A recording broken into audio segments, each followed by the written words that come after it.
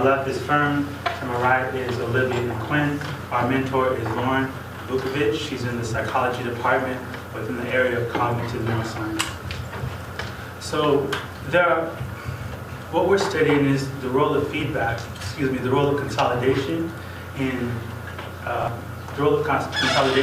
learning and categorization. We're specifically looking at memory and learning through memory. There's many types of memory, but the two that we're focusing on are explicit and procedural. You also have different systems of learning, category learning, such as rule-based, which uses explicit memory, and procedural, which uses procedural memory. So in explicit memory, when rule-based learning is in the process, we use the prefrontal cortex, the brain region that's necessary for attention and impulse and executive control. When it's in the process, it is very easy to verbalize, but it is very easy to verbalize, and we're very well aware of it. Obvious candidate would include formulating and testing our explicit rules. When you look, for example, when you look at these images, you can easily distinguish the difference between a cat and a dog and a square and a circle. Okay, and the other learning system that we have is the procedural learning system, and this takes place in the basal ganglia. So generally this area, and the basal ganglia is made up of other little structures such as the caudate nucleus and the putamen. And so with procedural learning, they've generally been known as fine motor skills. So like for fine motor skills, some examples are like a golf swing or a baseball swing. And since they're like, fine motor skills, they require tons of practice and tons of repetition in order to get them down consistently. So a big distinguishing factor between the two categories is that the procedural learning they're hard to verbalize. So while it's easy to say the rules to identify a square, like it has 4 corners, it's not so easy to say the rules for like a perfect golf swing. So if we were trying to explain to someone, how to hit the perfect drive or something, we'd realize it's not so easy. So, one example that we can all relate to is driving. So it's a motor skill that we probably do every day. But if someone were to ask us, what are the rules for driving? What are the steps? It'd be hard for us to remember every little detail from getting into the car, turning on the ignition, putting it in drive, and all the other steps in between. So with the procedural learning system, what I'm trying to get at is that there's these things that we can learn that are highly complex, and we can do them without really thinking about it. So a skill that we can learn through this system is a categorization skill, and we're able to categorize highly complex things rather than just a square and a circle. And we can categorize them, but we won't be able to explain it. So Olivia will talk about some real world examples. So here's a picture of a mammogram. Something that radiologists look at on a daily basis. To us, it's just like a regular picture that we have no idea what it is. But with years of training and repetition and experience, they are able to categorize it as a tumor or a non-tumor. In this case, there is actually a tumor there.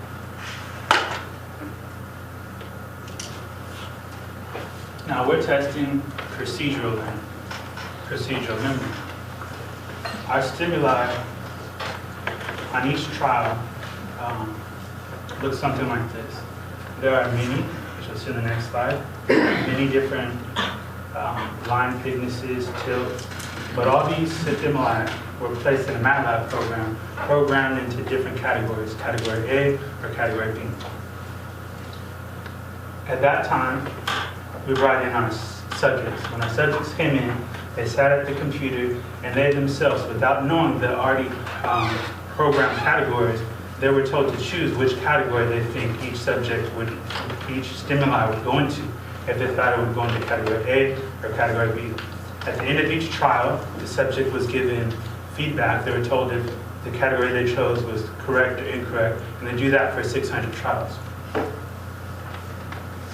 So for rule-based category learning, when it's being experimented on our human test subject, In this case, the orientation does not matter, but the bar width does, because that's how you categorize the two different categories in this situation. So for category A, you could tell that the bar width is thin. For category B, the bar width is thick.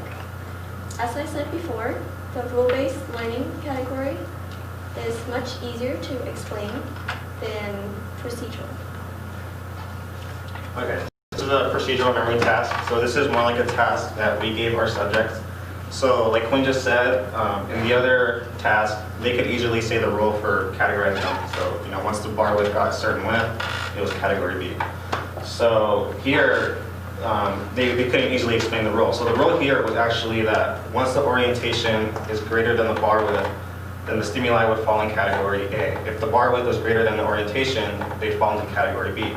So what we found out was that their task, the subjects would actually start getting these a lot, like they would get them correct more consistently. But once they walked out, they say that, yeah, like by the end I got it, but I can't explain why. So, and then there was different conditions that we did with this task, and Olivia will talk about that. So with our experiment, we were testing to see if the different times that they took a break would help consolidate or not consolidate their memory. So our first trial, like Joshua said, they did sit down and take 600 trials of that stimuli, and they got feedback, which is correct or incorrect. And the first condition took an hour break. They came back and did 200 trials, but this time without feedback. The first time they were doing it, they were learning. The second time, we were just testing to see if they remembered what they learned in the first 600. The second condition was the same thing, except they took a 3 or more hour break, and then when they came back, we wanted to see if that consolidation, if that was enough time to consolidate the memory to remember what they learned in the first half. This graph shows the accuracy of our subjects by condition. As you can see, the blue represents condition 1, which had the test subjects who had the 1 hour break. The green line represents condition 2, which represents the test group that had the 3 hour break. The importance of this graph is that it shows both session 1 and session 2. The line that you see going through it, the dotted line, represents the break that they each had. Below,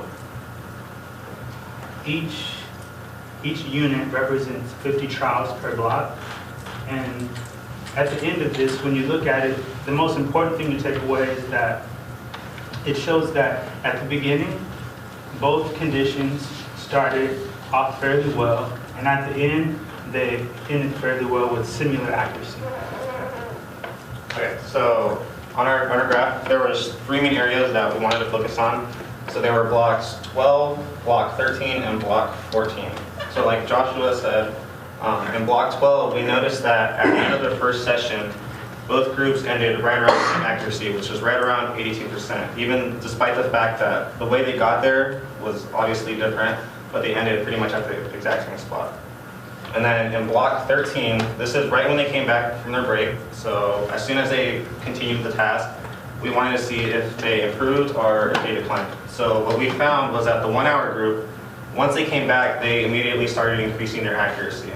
But the 3 hour group, when they came back, they actually just pretty much stayed at the exact same percentage accuracy. And then we look at block 14. So this was once they kept going after the break. So even though the 1 hour group increased right after the break, once they kept going, they kind of just flatlined.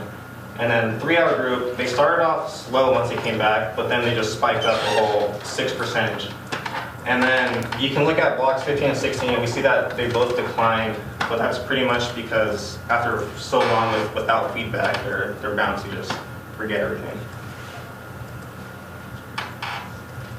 So in conclusion, the 1 hour group might have came back with better results, but after a few blocks, their performance starts to decline because their residual memory starts to wear off. On the other hand, the 3 hour group might have seemed to come back producing the same results, but after 1 or 2 blocks, their results start to increase because their procedural memory starts to kick in. Although we might have some interesting trends in our data, due to the small amount of sample and test subjects, we were not able to produce any significant amount of data because during the summer no one's around. So in the future, to be able to produce any significant amount of data, we would need a larger sample size to contribute to the research. And in the end, we want to thank everybody because this was such an amazing time. Our mentor, Lauren, and the people that we met in her lab, and Dean and Wendy for really helping us, and Mr. Jens for really going in and giving us feedback. And quoting our little beach picture and being able to look at it rain was actually very, very interesting and very cool to see what we actually look like. So thank you.